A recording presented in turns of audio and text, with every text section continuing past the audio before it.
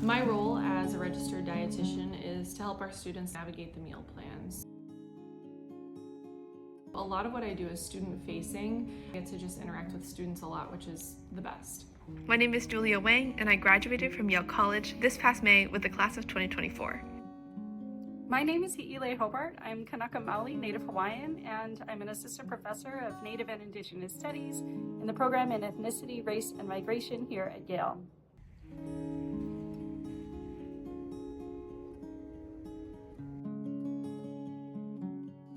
Harvest Dinner is an annual Yale tradition. It's a really good opportunity for students to come together before the November recess to just kind of relax and enjoy some great food and have a nice peaceful moment before we go on break. So Harvest Dinner is in all 14 residential colleges.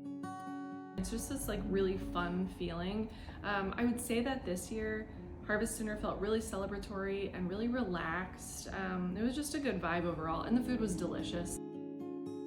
It's one of our favorite meals of the year, and we're excited to continue to morph the menu in the years to come.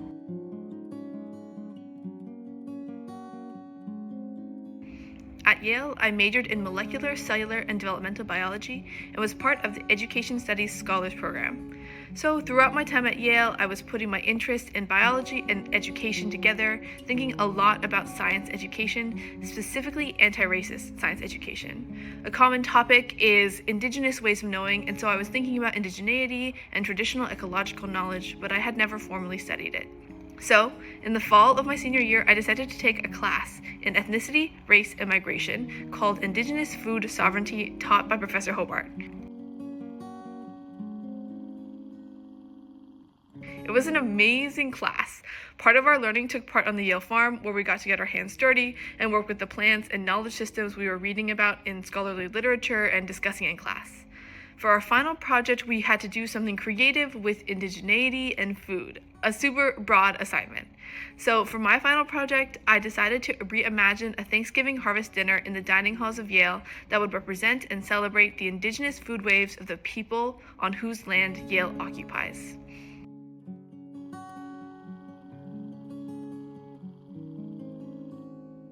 What I found so wonderful about Julia's reimagining of the annual harvest meal at the Yale dining halls was the way that she worked to set out a really practical plan for centering and celebrating the foods and peoples who are indigenous to this region.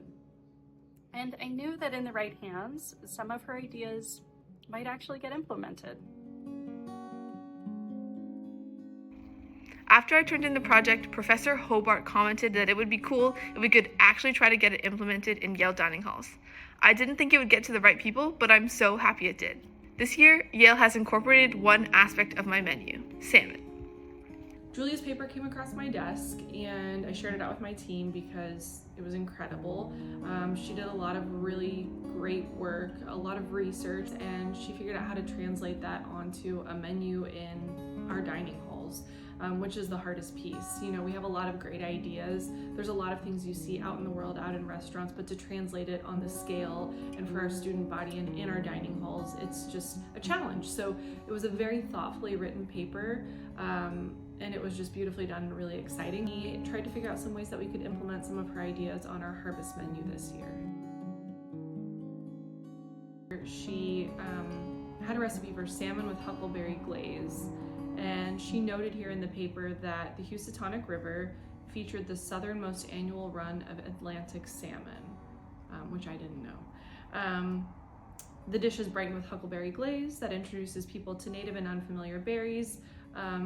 Other varieties of salmon could be used, and then she also noted that blueberries, raspberries, and blackberries, which are also native to our region, could replace the huckleberry glaze if necessary. So again, she was very thoughtful in thinking about some of the sourcing challenges that we might encounter in this space.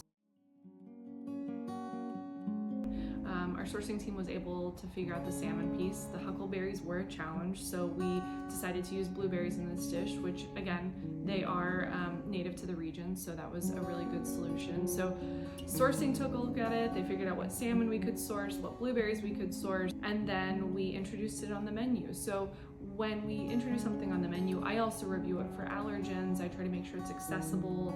Our sourcing team is looking at the sustainability angle, and then of course the culinary team is looking at flavor. So it's really this huge group effort to bring a single dish like salmon with blueberry glaze onto our harvest dinner menu. So definite shout out to Julia. And she also wanted us to give credit to Professor Hobart, who prompted her to write this paper. And we spoke with Professor Hobart throughout this process too. And she also wanted us to give shout out to the Native American Cultural Center, which served as a great resource for her.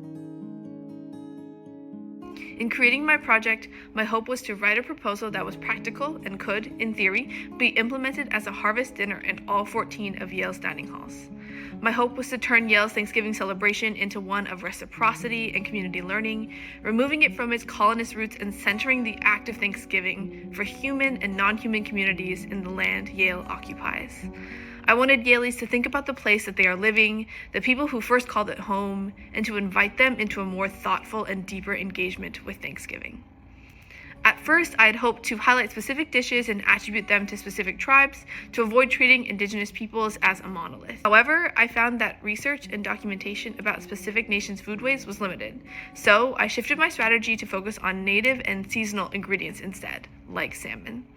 Also, as part of my research, I read cookbooks created by indigenous chefs, and I realized that I could create a much more feasible and flavorful menu with ingredients and cooking techniques that go outside of traditional foodways while still celebrating and highlighting indigenous ingredients.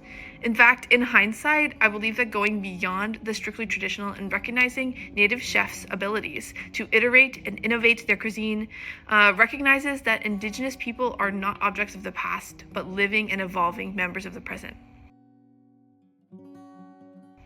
Confronting racism is an ongoing, never-ending process. I'm so glad that as a Yale community, we have begun that process together, and I'm very excited to see what we do next.